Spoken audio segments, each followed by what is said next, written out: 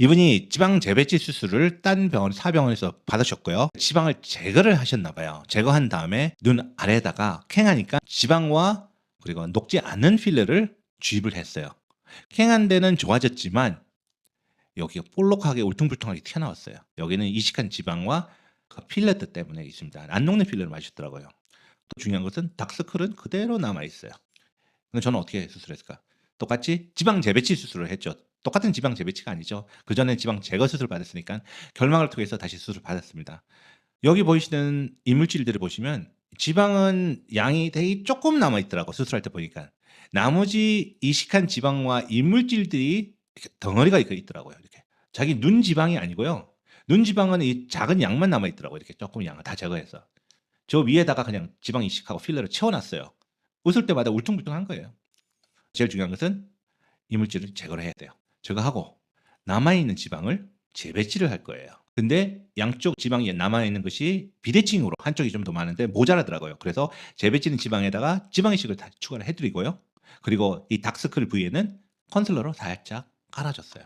아래 사진 보세요. 애교살만 남겨놓고 볼록한 거, 불편한 거 볼록함이 없어지고 좀 펴진 느낌이잖아요. 위로 보는 사진을 보시면 더 정확해 보입니다. 이거 덩어리 보이죠? 이거 한꺼번에 모아진 거죠, 이렇게. 여기다 보시면 여기 이물질 이식한 느낌, 울퉁불퉁하고 똑같이 한 덩어리가 된 거예요, 이렇게. 이걸 보시면 아래 보는 사진 보시면 어떻게 돼요? 훨씬 더 깔끔하죠. 이물질 제거하고 지방 재배치하고 지방 이식하고 그다음에 컨실러를 해서 왜 그전에 지방 이식하는데 문제 생기는데 지방 이식을 왜 또 하면 문제 생기지 않을까? 그 질문하시더라고 이분이. 근데 이 지방 이식은 피부 근육에 넣어서 그런 거예요. 저는 지방 이식은 지방 재배치인 지방 안에다 넣습니다. 그래서 피부 근육과 상관없이 깊은 데 들어가니까 웃을 때나 가만히 있을 때는 섬유화 아니면 석회 그런 부작용이 일어나지가 않아요. 그리고 피부에도 다크서클 때문에 지방을 넣잖아요. 근데 저는 특수 처리된 지방, 컨실러 지방 이식을 넣지 일반 지방을 피부에 넣지는 않았어요. 그래서 이거 좋은 결과가 나오는 거예요. 컨실러는 피부에 넣을 수밖에 없는 이유가 다크서클 때문에. 근데 다크서클은 피부에 넣으면 일단 뭉치면 안 되잖아요. 그러니까 안 뭉치는 지방, 컨실러로 해결하는 거고.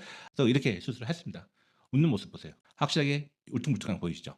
보이시죠? 울퉁불퉁. 여기도 좀 있고 위에도 이거 다 이식한 지방과 이물질들이 다 약간 필러들이에요. 이렇게 다 보이죠? 울퉁불퉁하고 이렇게. 밑에 보세요. 수술 후 훨씬 더 깔끔하죠? 이식한 지방들이에요. 약간 섬유화된 그 조직을 시커먼 데는 필러 그 이물질이고요. 좀 노란 데는 이식한 지방. 그래서 이만큼 제거를 했습니다. 근데 이런 것들이 같이 피부에 근육이 있으니까 울퉁불퉁 될 수밖에 없어요. 그래서 이런 분들은 꼭 이물질, 그러니까 지방 이식한 그 전에 피부 근육에 넣은 거, 그러니까 안 녹는 필러 이런 것들 꼭 제거한 상태에서 지방 재배치 수술하고 그다음에 일반 지방은 지방 재배치 지방 안에다가 그리고 피부에는 안 뭉치는 지방, 컨실러 지방 이식으로 해서 좋은 결과를 얻을 수가 있습니다.